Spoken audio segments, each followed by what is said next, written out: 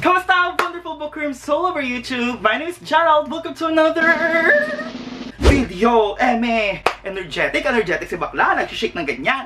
Anyways, hello. Nandito na naman tayo sa kwarto. Pero hindi ba ko lang yung setup because once again, Lola is watching TV downstairs. But anyways, welcome to another video wherein I will tell you guys, I will give you a mini review of all the books that I have read for the month of February. We still have 6 books to discuss, so let's just go ahead and start. Finding Audrey by Sophie Kinsella. We're going to follow Audrey na merong social anxiety, and because of that social anxiety, hindi na siya masyado lumalabas ng bahay, at kahit sa loob ng bahay, lagi siya nakasuot ng dark sunglasses. Not until merong kaklase ang kuya niya na nagangalang Linus na bibisita sa bahay nila, their path will meet, and then Linus will kinda help Audrey to recover from that social anxiety. What I really enjoyed about this book is the glimpse of social anxiety. Though hindi ko alam kung tama ba yung representation na nangyari dito sa libro na to, or maayos ba yung pagkakagawa sa social anxiety. But what I can say is I am kinda educated kung ano ba ang nangyayari sa mind ng mga taong may social anxiety. Audrey's chaotic family is one of the things that I love about this book. Sobrang chaotic ng pamilya nila. Alam mo yung pamilya na kalimitang nakikita natin sa mga romantic comedy wherein their family is kind of comically chaotic. Easy to digest lang din yung writing style dito at madaling maintindihan yung storytelling. Kahit na merong social anxiety na tinatackle dito, sobrang light and humorous and fun lang yung pagkaka-deliver ng story. Hindi ganun kabigat. And I also like how Audrey and yung psychiatrist, they are close to each other. Hindi katulad ng mga iba ko nababasa na parang laging ina-antagonize yung mga psychiatrists. Pero ang hindi ko naman nagustuhan dito masyado is that the reason why Audrey got this social anxiety was not really tackled that much. As in, hindi talaga tayo nabigyan ng concrete scene wherein nakita natin kung bakit nagkaroon ng social anxiety si Audrey. Napapahapyawan na nangyari daw yun sa school, na parang bullying, pero hindi sa atin nabigay yung full picture. And also, the ending for me was kinda rushed. Also, I just wish that the conflict that happened in this book is much deeper. Pero dahil nga lighter story lang din naman talaga siya, siguro fitting din yung ganong conflict. Pero medyo kulang kasi sa impact. And also, the time na si Audrey ay nagtanggal ng sunglasses is very anticlimactic for me, which is inaasahan ko sana na magiging eventful kasi napakalaking role ng sunglasses ni Audrey dito sa story. Anyways, now let's go to the next book na nabasa ko this February.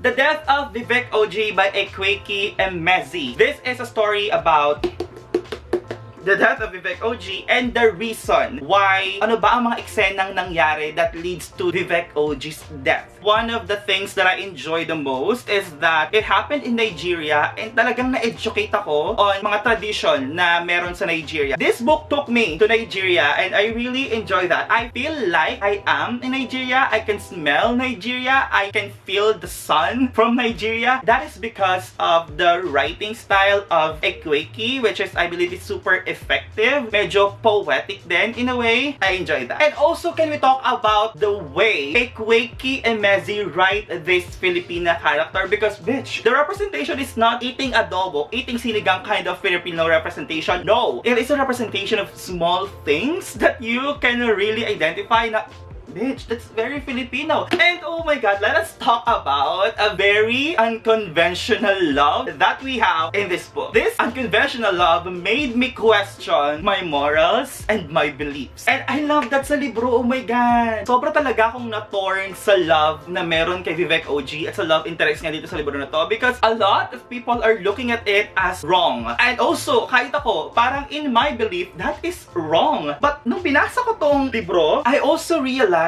that love is wrong, but somehow that love is right for Vivek OG, because that is the kind of love that Vivek OG deserves. It just happened. It happens to this wrong person. Kung right love, but wrong person, can you still consider that as right love? God, hindi ka rin talaga alam. And I'm so torn because I approve with that love, but it is wrong. It is also relatable because this tackles acceptance of your gender expression to your friends. Kasi di ba karamihan naman talaga ng mga bakla is hindi sila out sa pamilya nila, but sa mga friends, that is the time na talaga na ilalabas nila kung sino talaga sila. That was portrayed in this book very well. Nigeria really hate homosexuality, we can see that a lot of older people dito sa story na to are very against homosexuality, and they are thinking na sakit to na pwedeng matanggal, na pwedeng maalis, na sanib to ng demonyo or something like that. But we can see the contrast of how adult people are looking at it as something wrong, but the younger generation are starting to accept it. We can see the parallel wherein a lot of older people are still close-minded about these things because it's changed. Hindi nila to na-encounter noong bata pa sila. I mean, na-encounter man nila pero hindi pa ganoon ka-open. But right now, as the younger generation are more open-minded about these changes, makikita mo kung ano ba yung pagkakaiba. But now, let us go ahead and talk about things that could have been better with this book because Vivek has a mental health problem in here na hindi ganun na-discuss. Walang explanation or anything. And oh my God, the reason why we are reading this, the reason why Vivek OG died is very anticlimactic for me. As in, parang napasabi ako na nakita ko yun,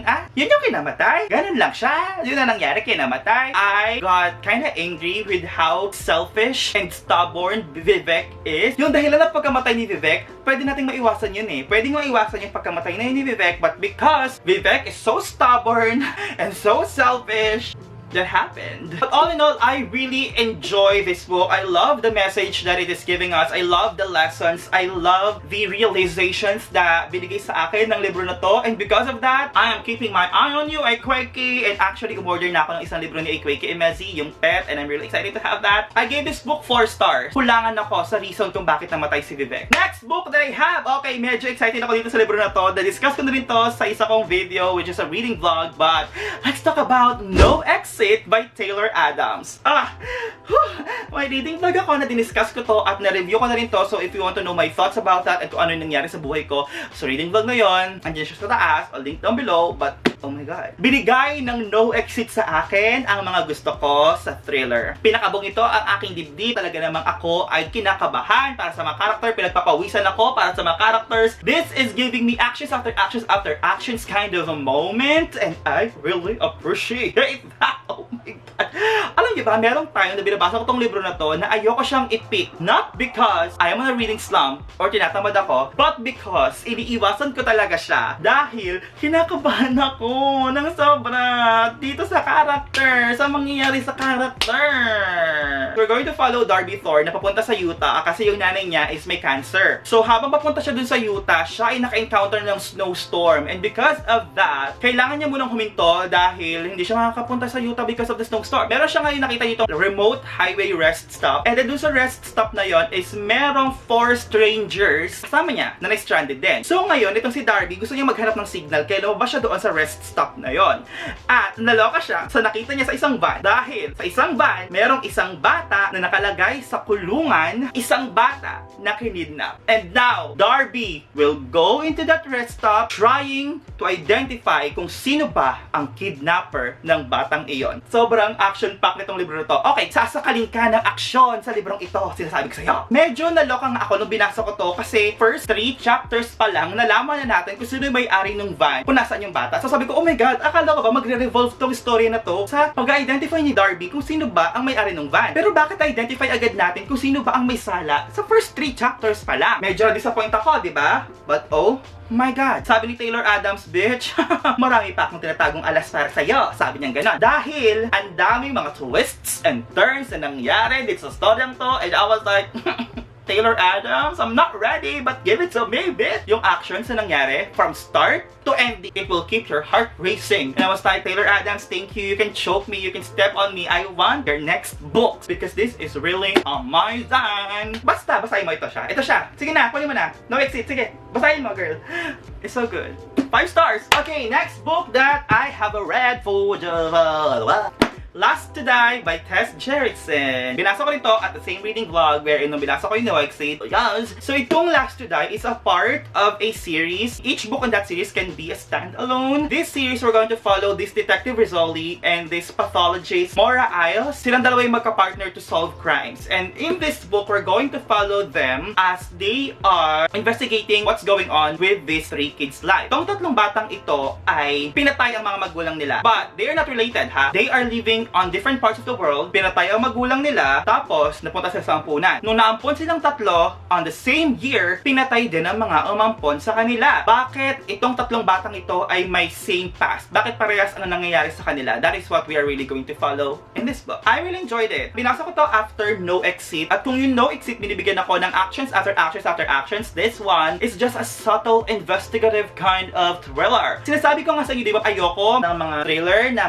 may mga investigasyon, na mga police-polisiya, mga ganon, because may mga jargons doon na hindi ko nagigets or hindi ako nakaka-relate. But in this one, they are just very light and very easy to understand. Nakakalok, ang hirap ng case na sinusolve nila dito. Pag nagbabasa ako ng thriller, lagi ako nanguhula kung ano ba ang magiging katapusan, ano ba ang nangyayari sa case. But in this one, I really cannot figure out kung ano ba ang nangyayari. So I'm just going with the flow in this story. It's a nice palate cleanser from all the kaba na binigay sa akin ng No Exit. It has some good twists, pero hindi actions after actions. Hindi ako naririnding basahin siya. The mystery was resolved well, and it was all wrapped up very well. Medyo spoil lang ako sa ibang mangyayari sa mga naunang libro, but I still want to read them, and sana makahanap ako ng ibang libro ni Tess Gerritsen, because the writing style and the storytelling of Tess Gerritsen is really good, and translated ata to, but it's really good. It's really engaging, and I enjoyed it. I gave this book 4 stars. Second to the last book that I have read for February.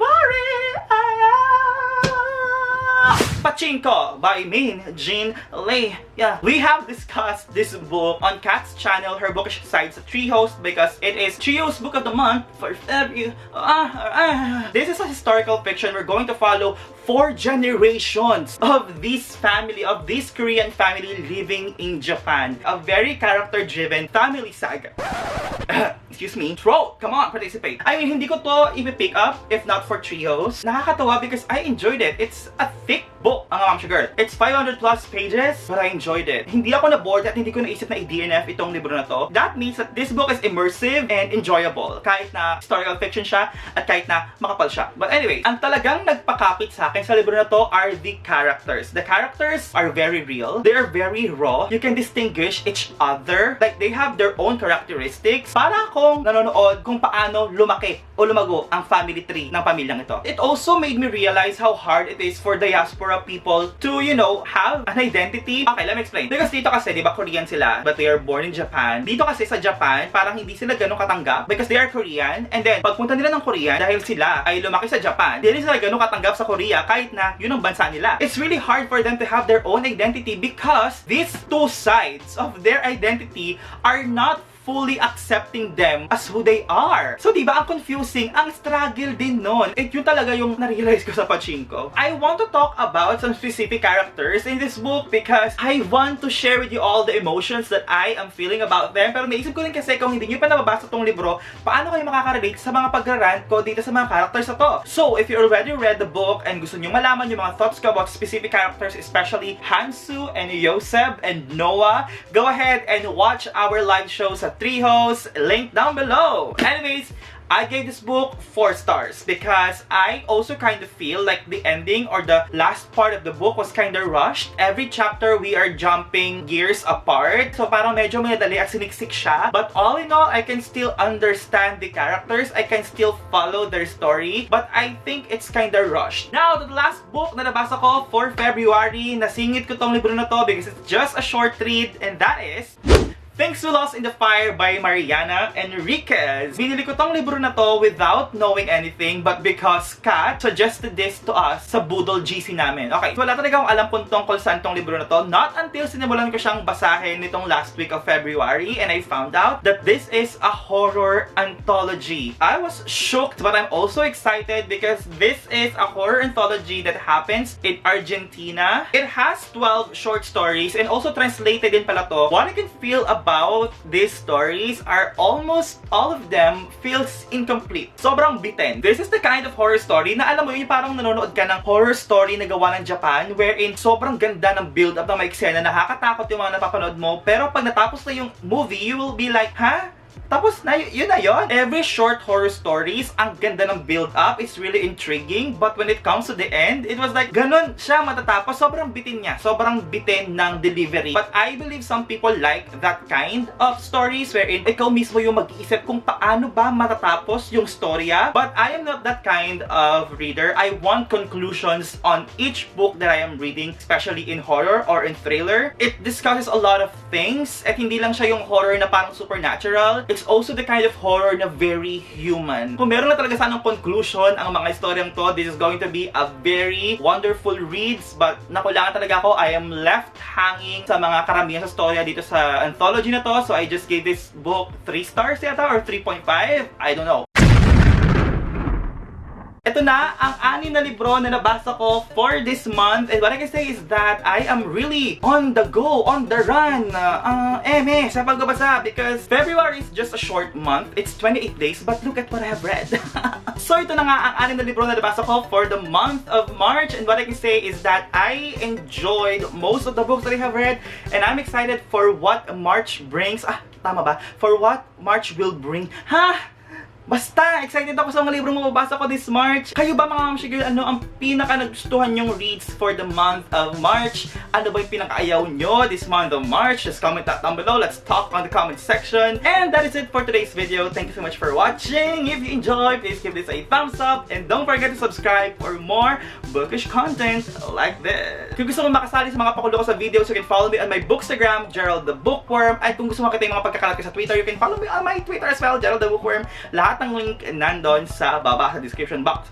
Thank you so much for watching and always remember to open that book and discover what magic is. See you again next time. Be safe, be kind, wear your mask, social distance, lagi magdadala ng alcohol at isipin nyo may virus pa rin. Huwag kayong masyado mag-travel kung pwede nyo namang iwasan. And also, prevention is better than cure. Okay? Magparehistro po tayong lahat. Kung 18 ka na, magparehistro ka para makaboto tayo this 2022. Thank you so much for watching and for always being here. Bye! See you again next time. See you next time. Bye-bye.